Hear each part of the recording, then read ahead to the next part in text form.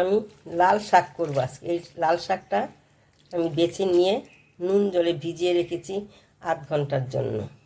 তারপরে আমি কেটে নেব।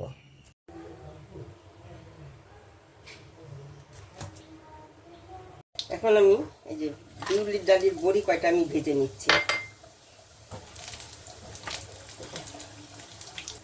বড়িটা আমার ভাজা হয়ে গেছে, আমি এখন এটাকে তুলে নিচ্ছি।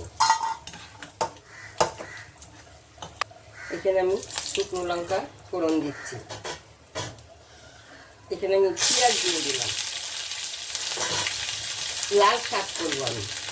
একটু যে কোনো জিনিসে একটু তেল দিলে খেতে ভালোই লাগে। এখন এখানে আমি এই যে রসুনটা দিয়ে দিচ্ছি। এইভাবে আমার শাশুড়ি মা রান্না করতেন, ওই রান্নাটাই আমি আজকে করছি। এইভাবে খেয়ে দেখবে, খেতে কিন্তু খুবই ভালো হয়। মিষ্টি দেবো না, কিন্তু তার সত্ত্বেও এটা মিষ্টি মিষ্টি লাগে। তোমরা যদি ইচ্ছা করে তাহলে তোমরা মিষ্টি দেবে, কিন্তু আমি কোনো মিষ্টি দেবো না। এখানে আমি এই যে কয়েকটা কাঁচা লঙ্কা দিয়ে দিচ্ছি, আর দিয়ে দিচ্ছি আলু। আমার শাশুড়ি যেভাবে করছেন আমি ঠিক ওইভাবে সব কিছু দিয়েই করছি। এখন এখানে আমি দিয়ে দিব এই যে বেগুন, একটা বেগুন আমি এইভাবে কেটে এখানে এর সঙ্গে একটু ভেজে নেব। এখন এখানে আমি যে লাল শাকটা দিয়ে দিচ্ছি। এই লাল শাকে কিন্তু আমি কোনো হলুদ দেবো না, হলুদ দিলে কালারটা এত ভালো হবে না। এখন আমি পরিমাণ মতো নুন দিয়ে দিচ্ছি। শাকে বেশি নুন লাগে না, শাক তো কমে যাবে।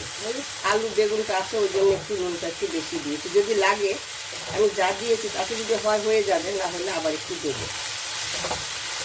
ঢেকে দেবো না, এইভাবে আস্তে আস্তে হবে। এখন আমি এই যে কয়েকটা বড়ি ভেঙে দিয়েছি, এমনি আগে ভাঙা ছিল, আর কয়েকটা বড়ি গোটাই আছে, আমি এখন দিয়ে দিয়েছি। অনেকে আছে বেগুনটা নামানোর আগে আগে দেয় না বড়িটাকে, তাহলে কি হয় মুচমুচে থাকে, ওইটা আলাদা স্বাদ হবে, এইটাই আলাদা হবে।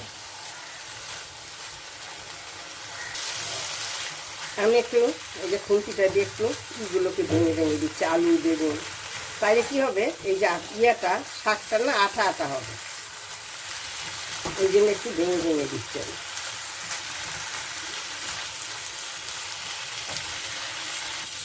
দেখো ঢেকে না দেওয়া কালারটা, এমনি লাল শাকের কালার ভালোই থাকে, দেখো কালারটা কি সুন্দর। আর এই যে দেখো আঠা আঠা হয়ে আসছে। আমি নুনটা দেখেছি ঠিকই আছে, আমি আর নুন দেবো না। তোমাদের যদি ইচ্ছা করে তাহলে তোমরা চিনি দিবে, আমার এই চিনিটা আমি দেবো না। আমার চিনিটা বেশি ভালো লাগে না খেতে, ওই জন্য আমি চিনিটা দিচ্ছি না। এটা হয়ে গেছে, আমি এখন এটাকে নামিয়ে দেবো।